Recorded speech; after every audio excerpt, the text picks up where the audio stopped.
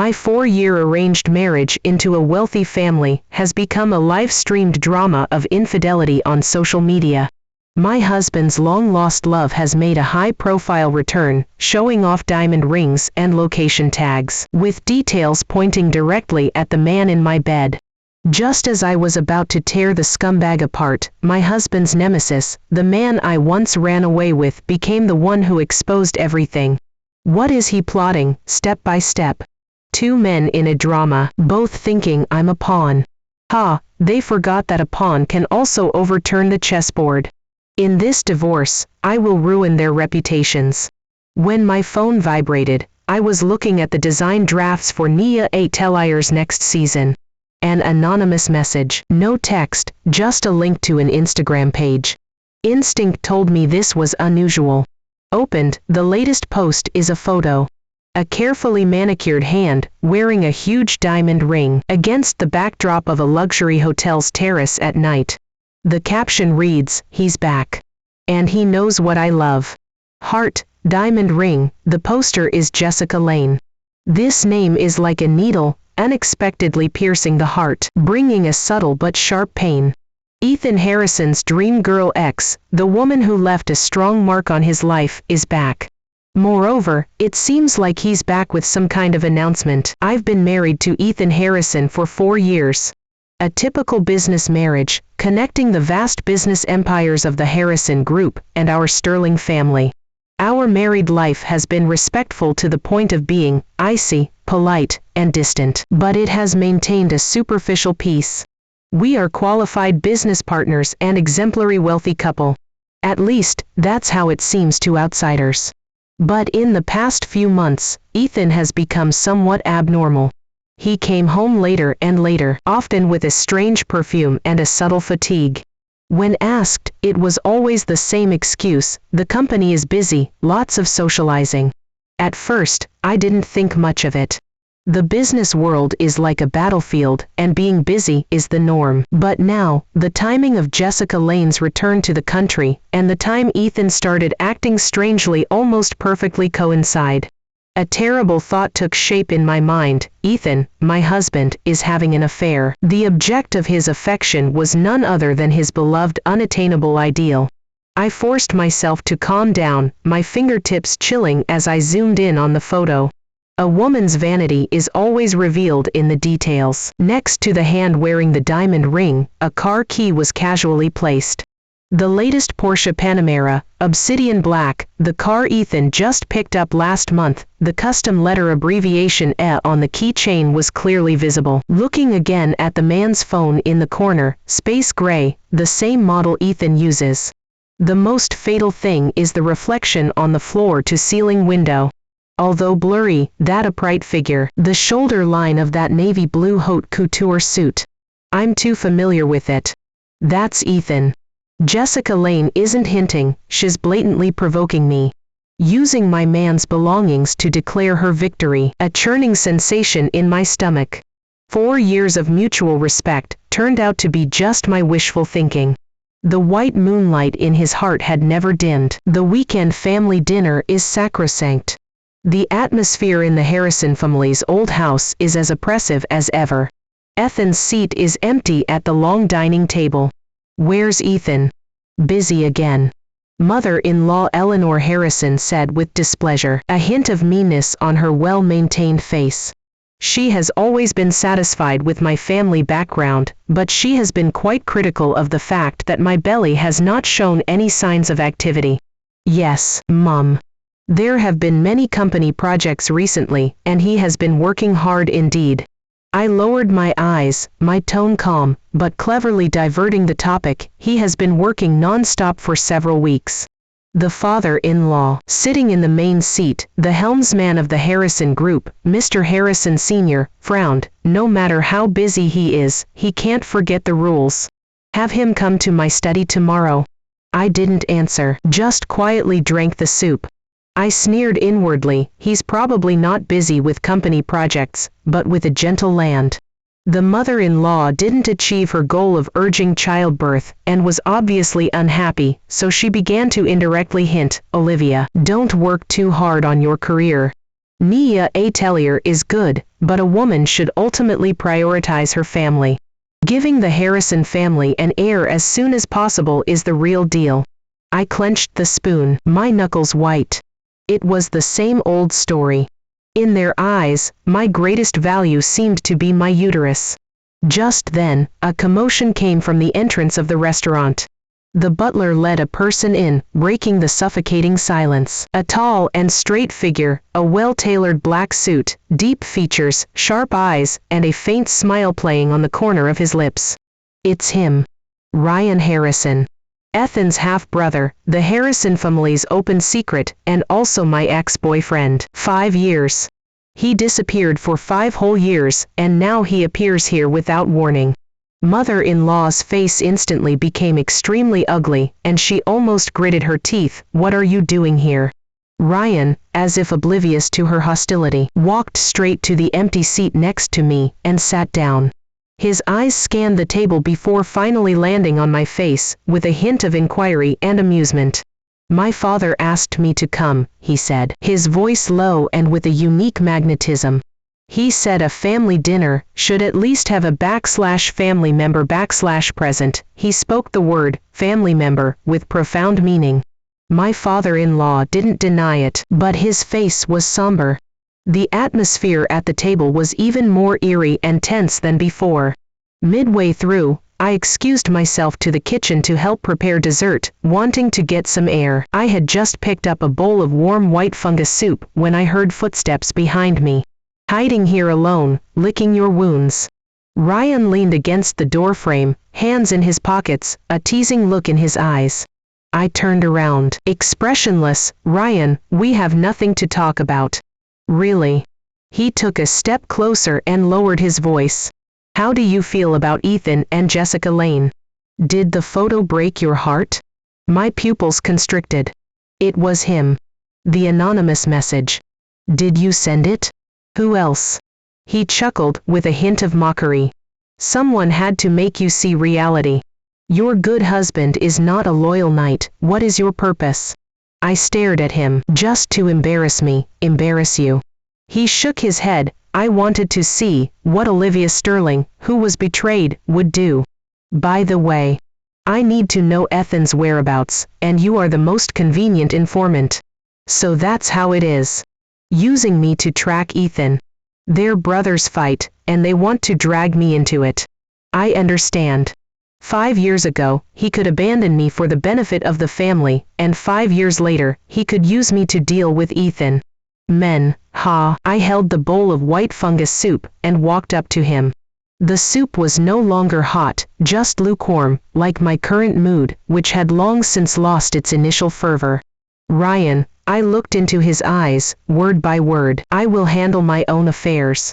As for the feud between you and your brother, don't think about using me as a pawn. After saying that, I flipped my wrist, and the bowl of sticky white fungus soup was poured all over the front of his expensive black suit. The sticky liquid slid down the fabric, leaving an embarrassing stain. Ryan's face instantly darkened, and his eyes turned cold. Olivia Sterling, you're still as ballsy as ever. Likewise. I put down the empty bowl and turned around. Stay away from me. We're over. This is a warning, and also a boundary. I will no longer be anyone's pawn. The warning doesn't seem to be working. Or rather, Ryan never cared about my wishes. 2 days later, I received a video in my encrypted email. The sender is still anonymous, but I know it's his people. The video was shot from a tricky angle, obviously taken secretly. The picture clarity is extremely high, and the night vision effect is also very good. Ethan's car is parked in the underground parking lot of a 5-star hotel. He gets out of the car and gentlemanly opens the passenger door. Jessica Lane smiles as she gets out and takes his arm. The two are intimate and kiss without regard for others, then walk hand in hand into the elevator lobby. The timestamp shows it was last Friday night. That day, Ethan said he was going to a neighboring city to attend an important business dinner, and wouldn't be back that night. The timestamp showed it was last Friday night. That day, Ethan said he was going to a neighboring city to attend an important business dinner, and wouldn't be back that night. It turned out that the so-called important dinner was just spending a lovely night with his white moonlight at a hotel. I turned off the video, a huge rock pressing against my chest, making it hard to breathe. 4 years of marriage, after all, couldn't compare to the old flame that never died in his heart. The evidence of cheating is irrefutable. Ryan's goal has been achieved, and it's time for me to make plans for myself. On the weekend, I accompanied my friend Chloe to Fifth Avenue to choose an evening gown. Chloe is my college best friend and one of the few people who know the inside story of my marriage. Olivia, what do you think of this one? Chloe held up an ice blue dress in front of me. I was about to speak when a familiar and harsh voice interrupted. Ethan, darling, I think this champagne-colored one suits me better. I looked up, and my heart sank. Ethan Harrison was standing not far away in the haute couture dress section, nestled beside Jessica Lange, who was all smiles. What a stroke of bad luck. It's a small world. Speak of the devil. Ethan seems to have seen me too. A trace of awkwardness flashed across his face, but he quickly regained his composure, even with a hint of provocation. Jessica Lange was wearing an off-the-shoulder white dress with exquisite makeup, and the diamond ring on her hand was dazzling. She intimately held Ethan's arm, every inch the hostess. Chloe saw them too, her face instantly turning ugly as she muttered, "Scumbag and bitch." I took a deep breath, grabbed Chloe's hand, and signaled her to calm down. "It's okay, Chloe, let's continue looking at what we want." I tried to make my voice sound calm. But Jessica Lange clearly didn't intend to let me off the hook. She swayed her hips, walked towards us in high heels, and said with a surprised tone, "Oh my, isn't this Mrs. Harrison? What a coincidence, you're here to choose a dress too." Her tone was full of sarcasm and triumph, as if showing off a trophy. I smiled faintly. My eyes swept past Ethan and landed directly on Jessica Lange's face. "Yes, Miss Jessica's taste is really good. Champagne color is indeed very suitable for you, this kind of homewrecker atmosphere." Jessica Lange's smile froze on her face, and her complexion turned ashen instantly. "You," she screamed, raising her hand to hit me. Ethan quickly grabbed her wrist and frowned at me. "Olivia, you're going too far." "Going too far?" I sneered. Did I say something wrong? Or does Mr. Harrison think it's not going too far to parade around with a mistress? "You." Ethan's face also flushed red, his tone tinged with annoyance and impatience. "Jessica is just a friend, don't talk nonsense." "Friend." I pointed to the diamond ring on Jessica Lange's hand, and then to the dress she was wearing, which was obviously bought with Ethan's credit card. "Mr. Harrison's definition of friend is really special." Jessica Lange broke free from Ethan's hand and, exasperated, pointed at the ice blue dress Chloe had just chosen. "I want to try that one. Waiter, bring me that dress." The waiter looked at me with some difficulty. Before I could speak, Jessica Lange rudely snatched the dress from the waiter's hand, and gave me a provocative smile. "Sorry, Mrs. Harrison, I've taken a fancy to this dress." Chloe was so angry that she wanted to argue with her, but I stopped her. Looking at Jessica Lange's smug face, the anger in my heart was finally ignited. "Jessica Lange, are you sure you want to compete with me?" I said in an icy tone, with a hint of warning. Jessica Lange thought I was afraid, and became even more arrogant. "What if I do? Ethan is by my side now. Do you think you're still the high and mighty Mrs. Harrison? If you know what's good for you, get lost." "Is that so?" I laughed, my smile cold and scornful. "Then I'll show you who should be the one to get lost." I stepped forward, snatched the dress from Jessica Lange's hand, and threw it back to the waiter. "I want this dress. Bring out your store's most expensive gowns. Today, I'm going to try on all the dresses here." Then, I turned to look at Ethan, my tone as cold as ice. "Mr. Harrison, please take care of your friend. Also, don't forget, the title of Mrs. Harrison is still mine. If anyone's leaving, it's you too." Having said that, I took Chloe's hand, stepped into my high heels, and strode away, leaving Ethan and Jessica Lange standing there, their faces pale and utterly embarrassed. It was already late at night when I returned to the Harrison mansion. Ethan was actually home, sitting on the sofa in the living room, with a bouquet of white roses on the coffee table. White roses, Jessica Lane's favorite flower. Seeing me come in, he stood up, his tone tinged with weariness and apology. "Olivia, about what happened at the dress shop today, I'm sorry." "Jessica, no need to say anything." I interrupted him, my tone terrifyingly calm. "Ethan, let's talk." "Talk about what?" He frowned, seemingly impatient. "Divorce." I looked into his eyes, each word clear and firm. Ethan was stunned, seemingly not expecting me to be so direct.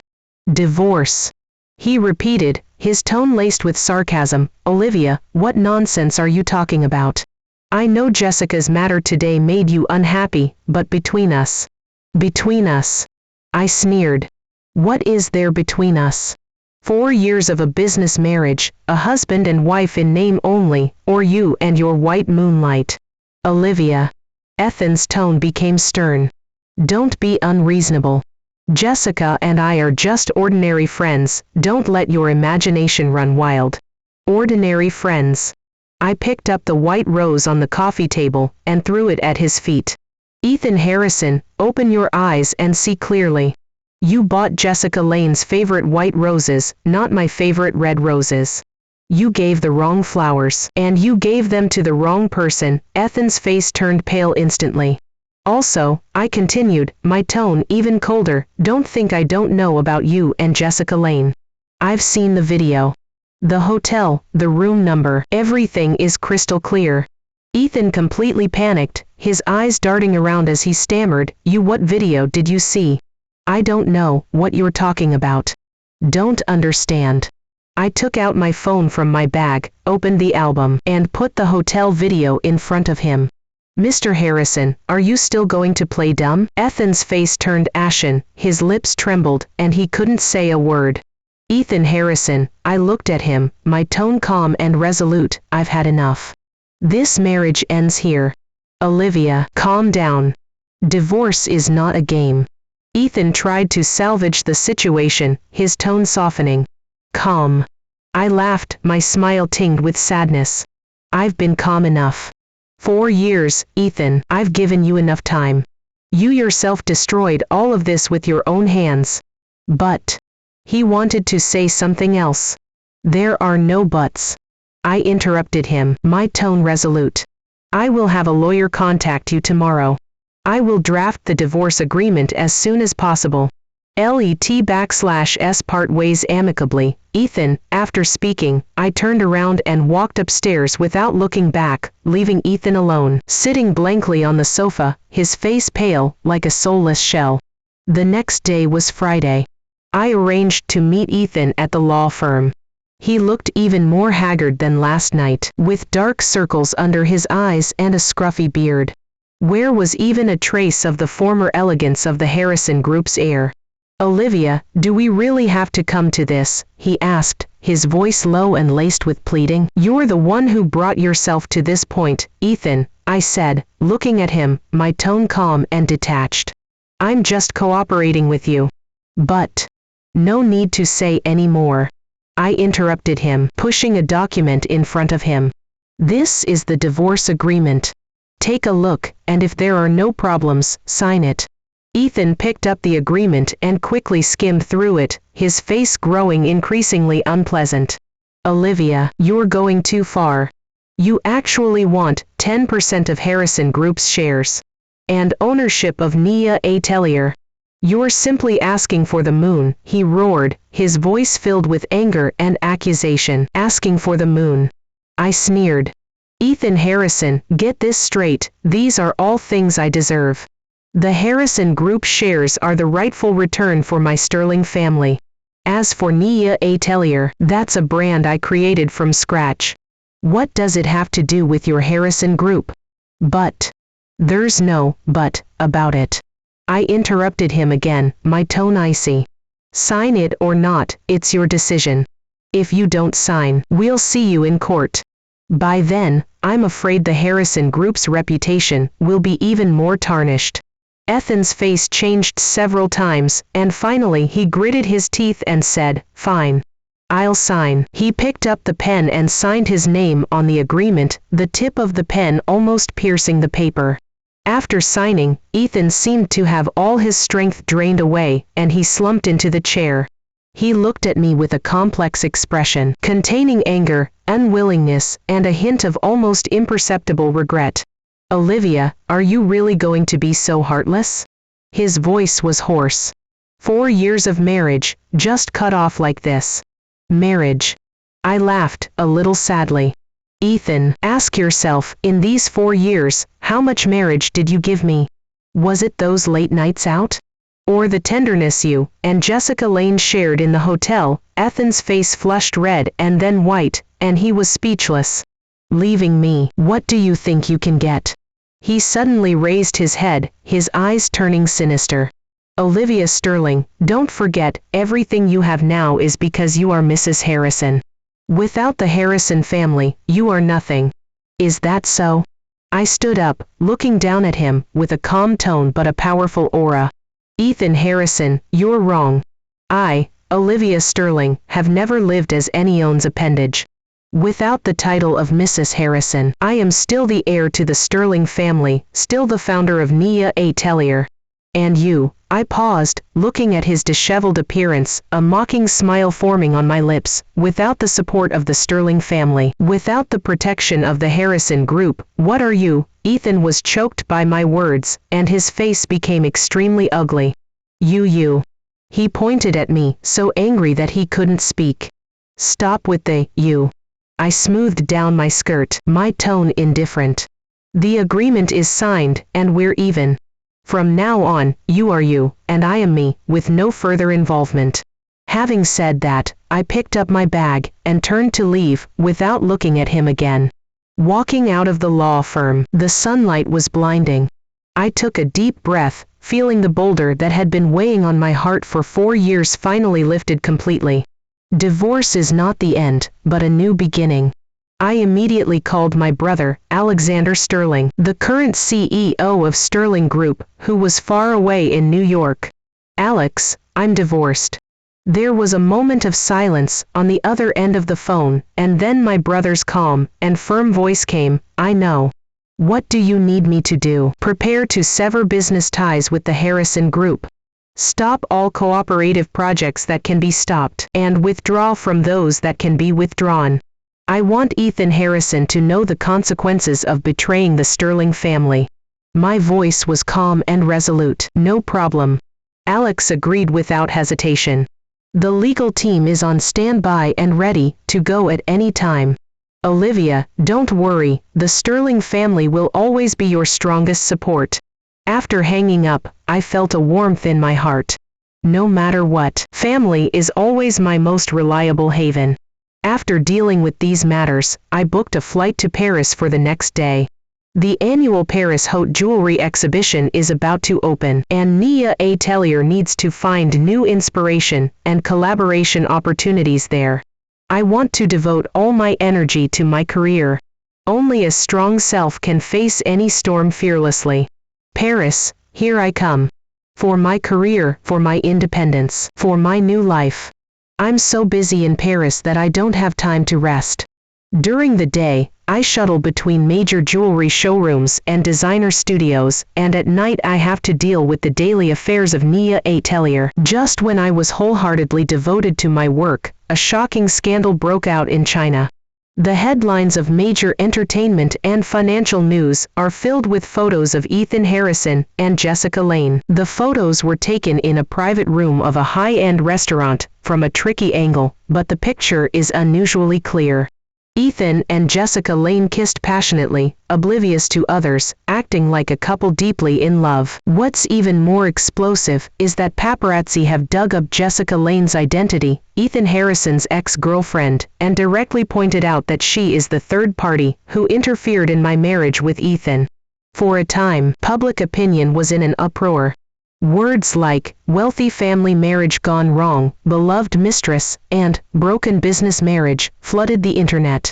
Harrison Group's stock price plummeted in response, with its market value evaporating by billions in just a few days. Ethan Harrison went from being the enviable heir of a wealthy family to a universally condemned cheating scumbag.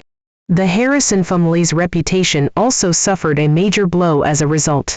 Looking at the appalling news and comments on my phone screen, I didn't feel any schadenfreude, only a sense of calm finality. They brought it all upon themselves. Even though I was far away in Paris, I naturally received a call from the Harrison family's old house. It was my mother-in-law, Eleanor Harrison, calling.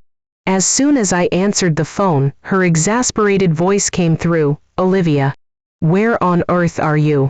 Such a big thing has happened, and you're still in the mood to enjoy yourself outside." I held the phone a little further away, and said in a calm tone, "I'm on a business trip in Paris, Mom. Is there something wrong?" "What is it?" The mother-in-law's voice was even more shrill. "Have you seen the news? Ethan has been photographed. Now everyone outside is cursing him as a scumbag, cursing our Harrison family. As a Harrison wife." She seemed to realize she had said the wrong thing, paused for a moment, and softened her tone a little, but still spoke with a commanding tone. "Olivia, you go back to the country immediately. Hold a press conference and tell everyone that those photos are fake, and that someone is maliciously slandering him. You must protect Ethan's image and the reputation of the Harrison family." "Protect?"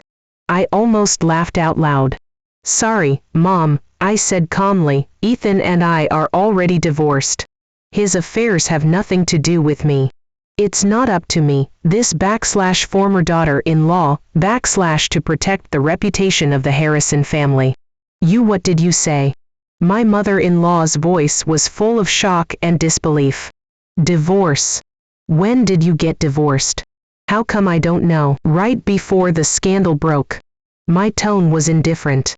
"The agreement has already been signed and is legally binding. So, Mom, you don't need to come to me for this kind of thing anymore." After speaking, without waiting for her to say anything more, I hung up the phone directly. Listening to the busy signal coming from the other end of the phone, I can imagine how frustrated Eleanor Harrison must be, but I don't care. From the moment I decided to get divorced, everything about the Harrison family was no longer relevant to me. After returning from Paris, I went straight back to the Sterling family's old house. My brother Alex was already waiting for me. Seeing me, he stepped forward and gave me a warm hug. "Welcome home, Olivia. Everything is taken care of." "Thank you, Alex." I leaned on my brother's shoulder, feeling a long-lost sense of security. "Silly, why are you being so polite with me?" Alex ruffled my hair, his tone indulgent. "The legal team is already prepared with all the legal documents for the divorce aftermath. We have also started gradually withdrawing investment from the Harrison Group. Ethan Harrison will be skinned alive this time, even if he doesn't die." I nodded, my eyes a little wet. It feels so good to have family as a backing. A few days later, Ethan contacted me and asked to meet for a chat. The location was chosen to be a secluded cafe. Seeing Ethan again, he looked more haggard than last time, with bloodshot eyes, and his whole person looked decadent. "Olivia," he said in a hoarse voice, with a hint of pleading, "I know I was wrong. Give me one more chance, okay?" I looked at him, my heart completely unmoved. "Ethan, we're already divorced." "I know." He was a little agitated. "But we can remarry." "Olivia, I can't live without you. The Harrison Group can't do without the support of the Sterling family either." "Isn't it a little late to say all this now?" I picked up my coffee and took a light sip. "When you were with Jessica Lane back then, why didn't you think about these things?" Mentioning Jessica Lane, Ethan's expression turned even uglier. Just then, his phone rang. He glanced at the caller ID, hesitated for a moment, and then answered it. He didn't know what was said on the other end of the phone, but Ethan's face instantly turned pale, and the hand holding the phone was trembling. After hanging up, he looked at me blankly, muttering to himself, "Jessica, she's pregnant." I was stunned for a moment, and then I understood. This is probably the last straw that broke the camel's back. So, I looked at him and said calmly, "What are you going to do now?" Ethan closed his eyes in pain, took a deep breath, and when he opened them again, only exhaustion and helplessness remained in his eyes. "I agree to the divorce." His voice was hoarse. "But, Olivia, can we keep it private for now?" Until things calm down, he was afraid that the news of the divorce would add insult to injury to the already precarious Harrison group. I looked at him and sneered inwardly. Even at this point, he was still scheming. "Okay." I nodded. "But I have one condition." "What are the conditions?" "The ownership of Nia Atelier must be transferred entirely to my name immediately. I want to completely sever ties with the Harrison group." Ethan hesitated for a moment, but finally nodded. "Okay, I promise you." Soon, Ethan and I signed a supplementary agreement, officially ending our marriage. The ownership of Nia Atelier was also successfully transferred to my name. The moment I walked out of the Civil Affairs Bureau, I felt completely relieved. The shackles of 4 years have finally been completely broken. The first large social event after regaining my single status was a charity gala held by the Sterling Group. As a member of the Sterling family, it's only natural that I attend. The dinner was held in a luxurious hotel's rooftop garden.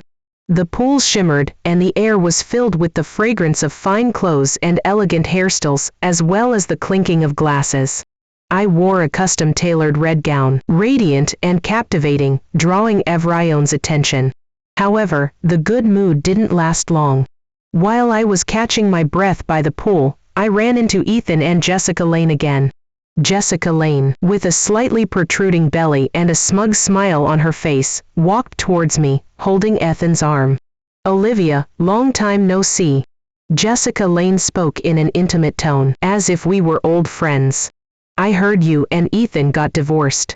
"What a pity. But it doesn't matter. I'll be taking Mrs.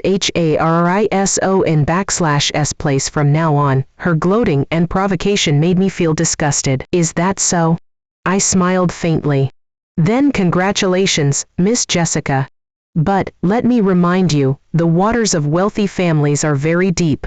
Be careful not to drown." Jessica Lane's face instantly turned ugly. She knew I was mocking her for becoming a mistress, with an improper and unjustifiable position. "You." She was furious, but suddenly changed the subject, bringing up an old matter. "Olivia Sterling, what right do you have to talk about me?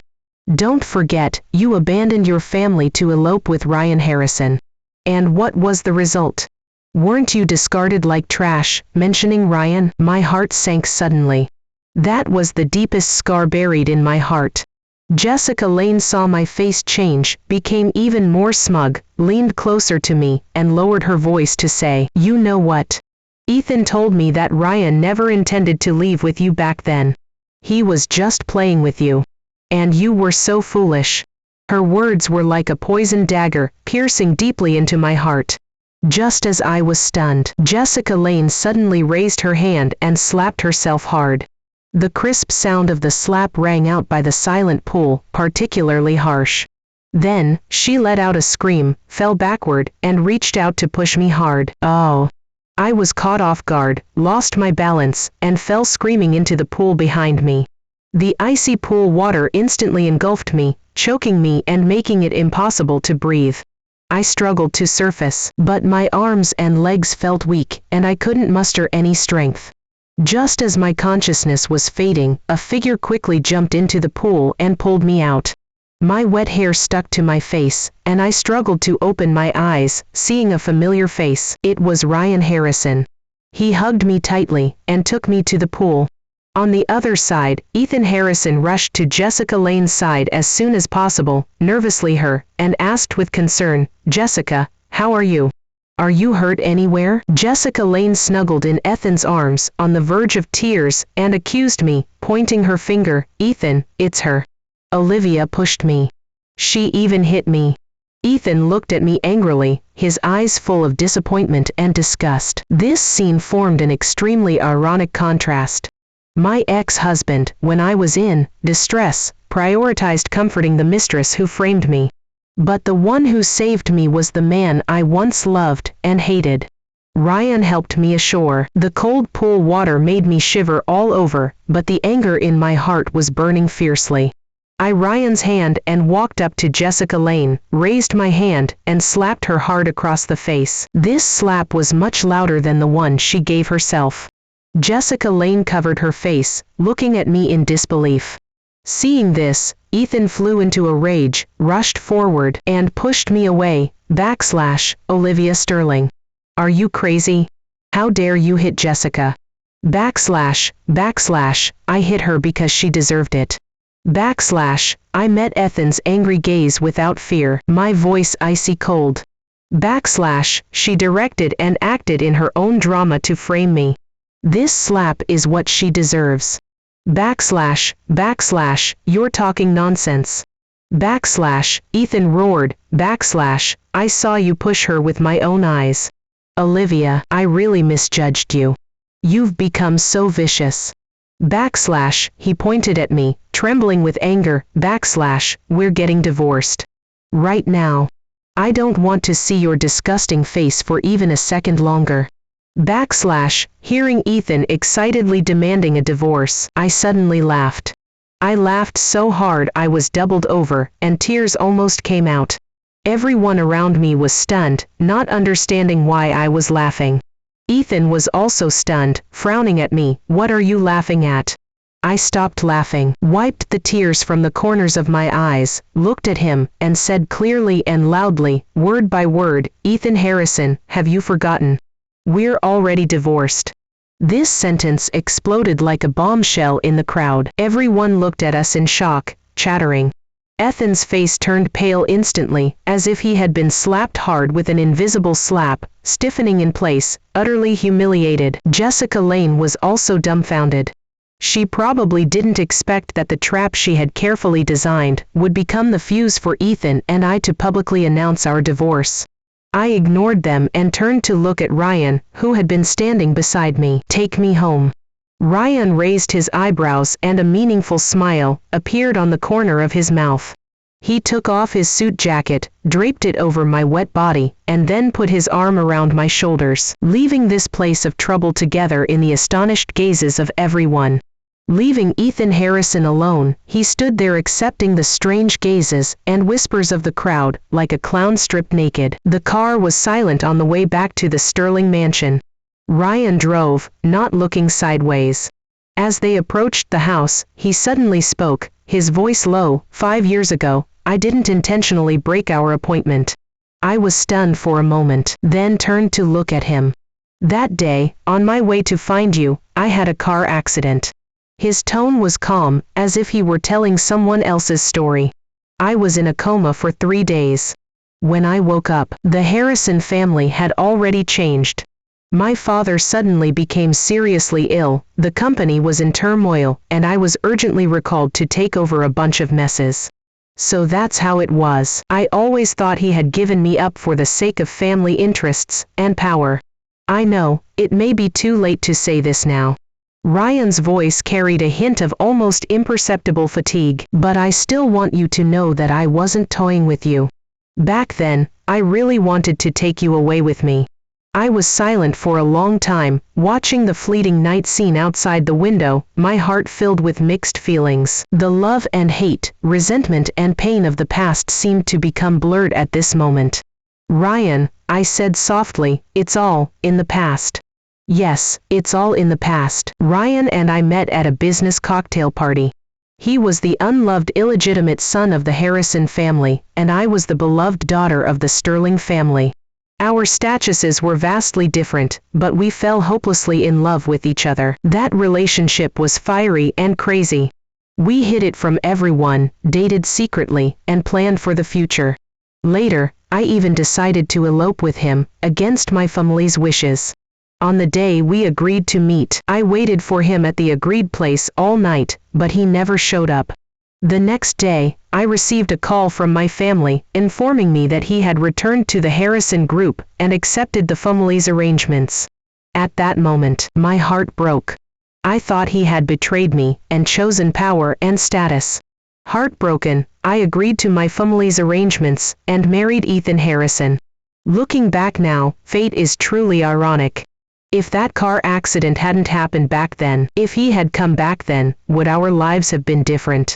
But there are no ifs. Let the past be the past. The news of the divorce finally spread. The complete withdrawal of investment from the Sterling family dealt a fatal blow to the already tottering Harrison Group. Several important projects led by Ethan Harrison were forced to stall, and his position within the group was precarious. Ultimately, he was removed from all positions by the board of directors and completely lost his inheritance rights. Ryan Harrison, with his years of forbearance and thunderous methods, successfully ascended to the top and became the new helmsman of the Harrison Group. As for Jessica Lange, she wasn't having a good time either. She did get pregnant, but the child she gave birth to was a blonde-haired, blue-eyed mixed-race baby. Clearly, the child's father was someone else. The Harrison family was furious when they learned the truth and kicked her out. Having lost Ethan's protection and being labeled a mistress and a liar, she was completely discredited in high society. To make matters worse, her family, upon learning that she had failed to climb into a wealthy family, not only did not offer comfort, but instead acted like vampires, constantly extorting money from her. In the end, Jessica Lange left the United States in a disheveled state with that unidentified child, and disappeared without a trace.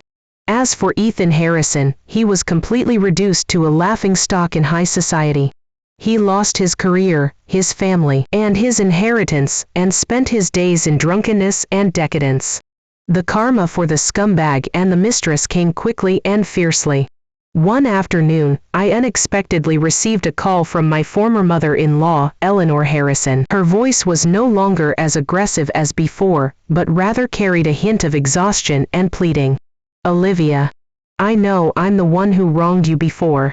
But could you, please, help Ethan? Help him." I was a little surprised.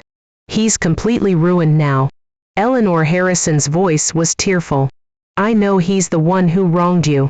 But, for the sake of us once being family, could you please try to persuade him? To encourage him to pick himself up?" I fell silent. "Advise him? With what standing should I advise him?" "Sorry, Aunt Eleanor, I finally refused. Ethan and I are no longer together. I can't help him with his affairs, nor do I want to." After hanging up the phone, I felt no emotion in my heart. Sympathy. Perhaps a little. But more of a relief. Everyone has to pay the price for their choices. Ethan Harrison's situation today is of his own making. Time flies, and it's my birthday in the blink of an eye. Alex threw me a big birthday party. At the party, I was radiant in the starry sky dress that Alex had specially made for me. Just when the party was halfway through, an uninvited guest appeared.